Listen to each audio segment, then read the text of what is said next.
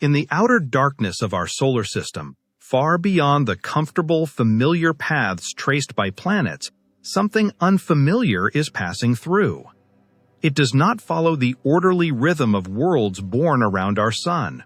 It does not share the chemical history that shaped Earth, Mars, or Jupiter. And yet, for a brief moment in cosmic time, it has entered our neighborhood, crossing a boundary few objects ever do. It was not born here. It did not form around our Sun, and it will not stay. Astronomers have given it a name that reflects both its origin and the instrument that first noticed it, ThreeI Atlast. Only the third confirmed interstellar object ever detected passing through our solar system. A traveler from another star system, carrying with it a physical record of processes that unfolded far beyond human reach, far beyond human history. At first, there was nothing dramatic about it. No brilliant tale, no explosive activity. Just a faint, moving point of light against a background of stars. Its trajectory marked it as an outsider, its path too steep, its speed too high to be bound by the Sun's gravity in the way native objects are. It was catalogued, tracked, logged, another rare but seemingly quiet interstellar visitor. Then something changed. As observatories around the world began studying it more closely, pushing beyond visible light and into higher energy wavelengths, an unexpected pattern emerged. Not a steady glow, not random fluctuations, but short, intermittent bursts of energy, brief flashes of photons extending into the X-ray spectrum. The object appeared to blink, not continuously, not predictably, but persistently enough to demand attention.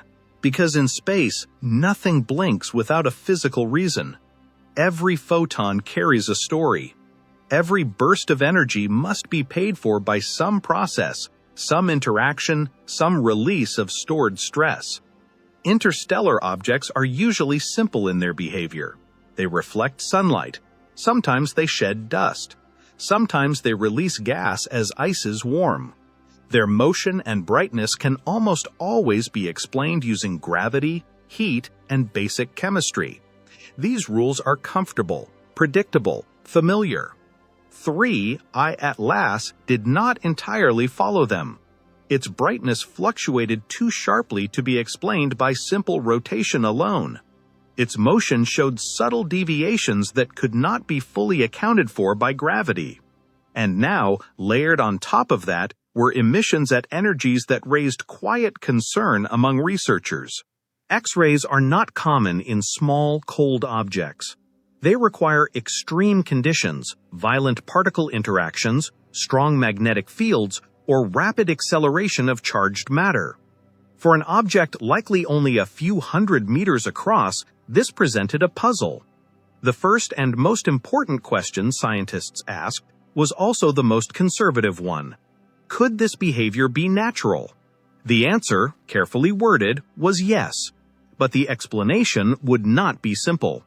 One leading possibility involves the solar wind, a constant, invisible stream of charged particles flowing outward from the Sun at hundreds of kilometers per second. This wind fills the solar system, shaping planetary magnetospheres, carving comet tails, and creating shock fronts far beyond the orbit of Pluto. As ThreeI Atlast plunged deeper into this environment, it entered conditions it may never have experienced before. If the object contains volatile materials, exotic ices, or layered compounds formed in another stellar nursery, exposure to the solar wind could trigger sudden reactions. Particles striking its surface could excite atoms, release trapped gases, or generate brief flashes of high-energy radiation. Under the right conditions, these interactions can produce X-rays. But this explanation alone leaves gaps. The emissions are not smooth. They appear in bursts. They cluster in time. And in some observations, they appear directionally biased, more intense when the geometry between the object, the Sun, and Earth aligns in certain ways. This does not imply intention, but it does imply structure. Another hypothesis focuses on the object's rotation. Evidence suggests that ThreeI Atlas is not spinning calmly around a single axis. Instead, it appears to be tumbling, slowly, irregularly, perhaps chaotically. As different regions rotate into sunlight, dramatic temperature gradients can form. Material that has remained near absolute zero for millions of years can suddenly be exposed to intense solar heating. Cold becomes hot. Brittle becomes unstable. Stress accumulates. Cracks form. Subsurface layers fracture. Trapped gases escape. Each of these micro-events releases energy. Most of it is weak. Some of it is not. Under certain conditions, these brief releases can generate emissions energetic enough to register as X-rays. In this view, the blinking is not communication. It is not signaling. It is the sound of a structure under strain, a relic from another star system struggling to adapt to an environment it was never designed to endure. Yet even this explanation struggles with one detail: repetition. The bursts do not appear entirely random. They recur. They hesitate. They return. And repetition, in science, is always dangerous, because it tempts interpretation. Astronomers resist that temptation, but they do not ignore it. Unlike comets, ThreeI Atlas shows no prominent coma. Unlike asteroids, it does not behave as an inert rock. It occupies an uncomfortable middle ground, neither clearly active nor truly dormant, a category that challenges the neat boxes scientists prefer. And hovering at the center of it all is the Sun.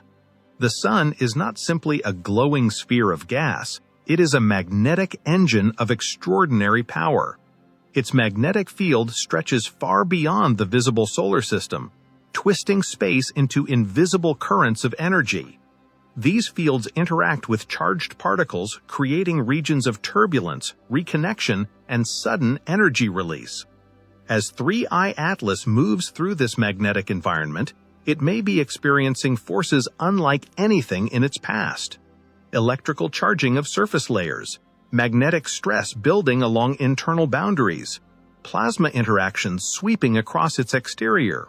When that stress releases, it does not do so gently. It releases energy in short, sharp bursts. Blinks. This does not mean the object is aiming at the Sun. It does not suggest purpose.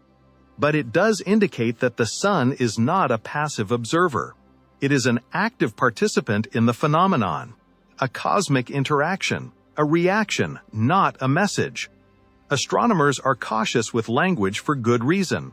They do not speak of signals. They speak of transient emissions. They do not speculate about intelligence. They speak of unidentified physical mechanisms. Because science advances not through excitement, but through restraint. And yet, history offers a reminder. Pulsars were once mysterious repeating signals. Quasars were once unexplained points of intense radiation. In each case, nature behaved in ways that initially seemed impossible, until understanding caught up. For now, observatories across the world continue to watch.